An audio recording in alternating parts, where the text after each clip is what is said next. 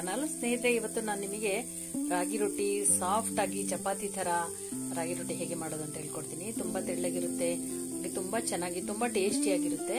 ನೋಡಿ ಸ್ನೇಹಿತರೆ, ಇದ್ರ ನಾನು ನೀರು ಹಾಕೊಂಡಿದ್ದೀನಿ. ನಿಮಗೆ ಎಷ್ಟು ಬೇಕಷ್ಟು ನೀರು ಹಾಕೊಳ್ಳಿ. ಮತ್ತೆ ನಾನು ಇದಕ್ಕೆ ಸ್ವಲ್ಪ ಉಪ್ಪು ಮತ್ತೆ ಸ್ವಲ್ಪ ಎಣ್ಣೆನ ಹಾಕೊಂಡಿದ್ದೀನಿ.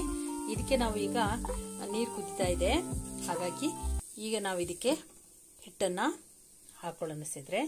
ಹಿಟ್ಟು ಹಾಕಿ ಇದನ್ನ ಚೆನ್ನಾಗಿ ನಾವು ಕುದಿಸ್ಕೊಳ್ಳೋದ್ರಿಂದಾಗಿ ತುಂಬಾ ಚೆನ್ನಾಗಿ ರೊಟ್ಟಿ ಬರುತ್ತೆ ಸ್ನೇಹಿತರೆ.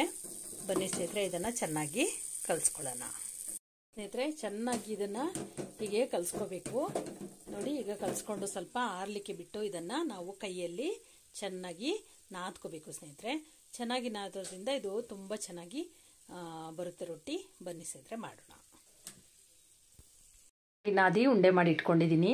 ಇದನ್ನು ನೀವು ಹಿಟ್ಟು ಹಾಕಿ ಚೆನ್ನಾಗಿ ನಾವು ಚಪಾತಿ ಥರ ಮಣೆ ಮೇಲೆ ಲಟ್ಸ್ಕೋಬೋದು, ಅಥವಾ ಕೈಯಲ್ಲಿ ತಟ್ಟುವಂಥ ಇದ್ದಿದ್ದವರು ಕೈಯಲ್ಲಿ ಕೂಡ ತಟ್ಬೋದು. ಇದನ್ನು ನಾನು ಮಿಷನಲ್ಲಿ ಮಾಡ್ತಾ ಇದ್ದೀನಿ.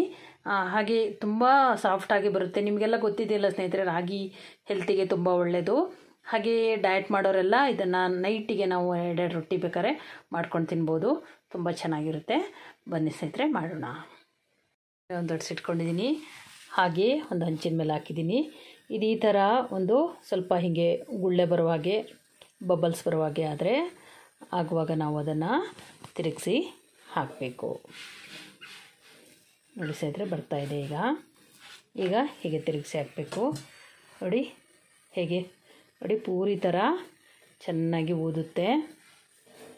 ಹಾಗೆ ತುಂಬ ಸಾಫ್ಟಾಗಿ ತುಂಬ ಚೆನ್ನಾಗಿರುತ್ತೆ. ನೋಡಿ ಸ್ನೇಹಿತರೆ, ಈ ಥರ ಪೂರಿ ಥರ ಬರುತ್ತೆ ಸ್ನೇಹಿತರೆ.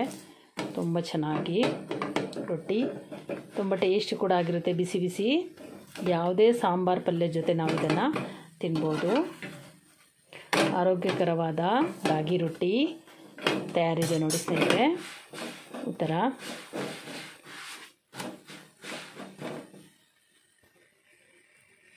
ಎಷ್ಟು ಚೆನ್ನಾಗಿ ಉಬ್ಬಿದೆ ನೋಡಿ, ಪೂರಿ ಥರ ಉಬ್ಬಿದೆ. ತುಂಬ ಚೆನ್ನಾಗಿ ಹಿಂಗೆ ಬರುತ್ತೆ. ನೀವು ಕೂಡ ಮಾಡಿ ಸ್ನೇಹಿತರೆ. ತುಪ್ಪದ ಜೊತೆ ಬಿಸಿ ಬಿಸಿ ರಾಗಿ ರೊಟ್ಟಿ ತಯಾರಾಗಿದೆ. ತುಂಬ ಟೇಸ್ಟಿ ಬಂದಿದೆ. ಹಾಗೆ ನೀವು ಕೂಡ ಮಾಡಿ ಹೇಗೆ ಬಂತು ಅಂತ ನನಗೆ ಕಮೆಂಟ್ ಮಾಡಿ ತಿಳಿಸಿ. ನಿಮಗಿದು ಇಷ್ಟ ಆದಲ್ಲಿ ಲೈಕ್ ಮಾಡಿ, ಶೇರ್ ಮಾಡಿ ಹಾಗೂ ಸಬ್ಸ್ಕ್ರೈಬ್ ಮಾಡ್ಕೊಳ್ಳಿ ಸ್ನೇಹಿತರೆ. Thank you so much. Healthy food with Geetanjali.